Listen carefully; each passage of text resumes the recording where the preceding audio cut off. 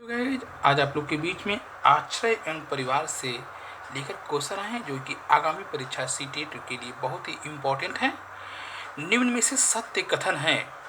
पहला दिया है कि हाउस बोर्डों की छतों पर लकड़ी की नक्काशी पाई जाती है जिसे खत्म बंद कहते हैं। बी है डोंगा नक्काशी रहित हाउस बोर्ड है। सी है उपरोक्त दोनों कथन सत्य हैं। डी है दोनों में से कोई कथन सत्य नहीं है। तो इसमें आपका ए और बी दोनों सही है, तो सीधे ऑप्शन दिया है कि उपरोक्त दोनों कथन सत्य है। तो हाउस बोटों की छत पर जो लकड़ी की नक्काशी पाई जाती है उसे जिसे खत्म बंद कहते हैं, ये सही है। डोंगा नक्काशी रहित हाउस बोर्ड है, ये भी सही है। इसलिए आपका ऑप्शन सी होगा, उपरोक्त दोनों कथन सत्य हैं। अगला सवाल आपके बीच में है कि पर्वतारोही जिस टेंट में रहते हैं उसमें ठंड नहीं लगती है क्योंकि यह टेंट बना होता है याक के बालों से, गर्म ऊन से, मोटे कपड़ों से, दो तह वाली प्लास्टिक शीट से। तो इसमें होगा आपका कि याक के बालों से, गर्म ऊन से, मोटे कपड़े से, दो तह वाली प्लास्टिक शीट से। तो आपका ऑप्शन नंबर डी होगा दूसरा का, कि दो तह वाली प्लास्टिक शीट से पर्वतारोही जब भी जिस टेंट में रहते हैं वो होते हैं दो तह वाली प्लास्टिक शीट से होती हैं। अगला क्वेश्चन आपके बीच में है कि असम राज्य में किस प्रकार के घर पाए जाते हैं? बांस और लकड़ी के, पत्थर और लकड़ी के, केवल लकड़ी के बहुमंजिल से। तो असम राज्य के लोग के घर जो बने होते हैं वो होते हैं बांस और लकड़ी के। किसके होते हैं? बांस और लकड़ी के। तो तीसरा का ऑप्शन नंबर ए हो जाएगा। निम्न में से कौन सी जनजाति रेबो नामक टेंट में रहती है? पहला दिया है आपका लेप्चा, बी है आपका बक्करवाल, सी है आपका चांगपा, डी है आपका गद्दी। तो आपका इसमें होगा ऑप्शन नंबर सी। चौथा का ऑप्शन नंबर सी होगा, चांगप्पा होगा। अगला सवाल आपके बीच में है कि निम्न में से कौन सा जीव उभयचर नहीं है? तो ऑप्शन ए सांप है, बी है केचुआ, सी है मगरमच्छ, डी है मेढक।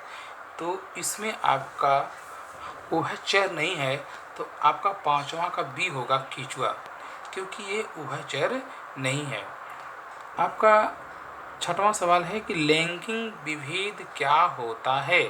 समाज में ऊंच नीच की भावना, समाज में सांप्रदायिकता की भावना, सी है समाज में लड़कों एवं लड़कियों के लिए अलग अलग नियम, डी है समाज में किसी जाति विशेष प्रकार का बहिष्कार।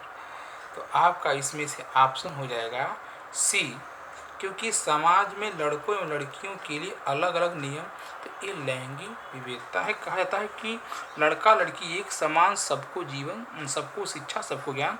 तो सरकार ने तो ये नियम लगाया है, लेकिन इसमें दिया है कि समाज में लड़कों एवं लड़कियों के लिए अलग अलग नियम।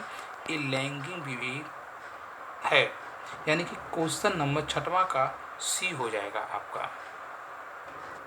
आपका अगला सवाल है, पारिवारिक वृक्ष है किसी देश की जनसंख्या को दर्शाता है, किसी राज्य की जनसंख्या को दर्शाता है, किसी जिले की जनसंख्या को दर्शाता है, किसी परिवार के सदस्यों को दर्शाता है। एक परिवार में जितने भी लोग होते हैं उनको पारिवारिक वृक्ष कहा जाता है। तो ये आपका सातवां का ऑप्शन नंबर डी हो जाएगा, किसी परिवार के सदस्यों को दर्शाता है पारिवारिक वृक्ष। तो ये आपका सातवां क्या हो जाएगा? डी हो जाएगा। आपका अगला सवाल है कि निम्न कथनों पर विचार कीजिए। बच्चे के समाजीकरण का पाठ परिवार से शुरू होता है। परिवार से बच्चा अपनी संस्कृति को सीखता है। परिवार से बच्चा खुशी मनाता है और दुख बांटना सीखता है। परिवार से बच्चा मिलजुल कर रहना सीखता है। तो ये आपके ऑप्शन पहला है, दूसरा है, बी में दूसरा, तीसरा, सी में आपका पहला, तीसरा, चौथा है, और डी में आपका पहला, दूसरा, तीसरा, चौथा। इसे हम समझते हैं। कह रहा है कि बच्चे के समाजीकरण का पाठ परिवार से शुरू होता है, ये आपका सही है। परिवार से बच्चा अपने संस्कृति को सीखता है, ये भी सही है। बच्चा जो भी सीखता है अपने परिवार से सीखता है संस्कृति के बारे में। सी है आपका तीसरा दिया कि परिवार से बच्चा खुशी मनाना और दुखी बांटना सीखता है, ये भी सही है। परिवार से बच्चा मिलजुल कर रहना सीखता है, ये भी सही है। तो आपका इसमें से चारों ऑप्शन जो है सही है। तो ये आपका ऑप्शन नंबर डी हो जाएगा, कि ये आपका 8वां का ऑप्शन नंबर डी हो जाएगा। पाख्ता अपना घोंसला कहाँ बनाता है? पेड़ की ऊंची डाली पर, झाड़ियों के बीच में, पत्थरों के बीच में, दो पत्तों को सील कर। तो यह अपना घोंसला कहाँ बनाता है? तो ये बनाता है झाड़ियों के बीच में बनाता है। फाख्ता अपना घोंसला दो झाड़ियों के बीच में बनाता है। ये बहुत ही इंपॉर्टेंट क्वेश्चन है, हमेशा आता रहता है। निम्न में से कौन सा कथन असत्य है? लकड़ी के घरों की दीवारें मोटी होती हैं। लद्दाख में पाए जाने वाले घरों की छतें ढलवा होती हैं। इग्लू गुम्बद के घर का आकार होता है। असम में घर जमीन से 10-12 फीट ऊंचे बांस के मजबूत खंभों पर बनाए जाते हैं।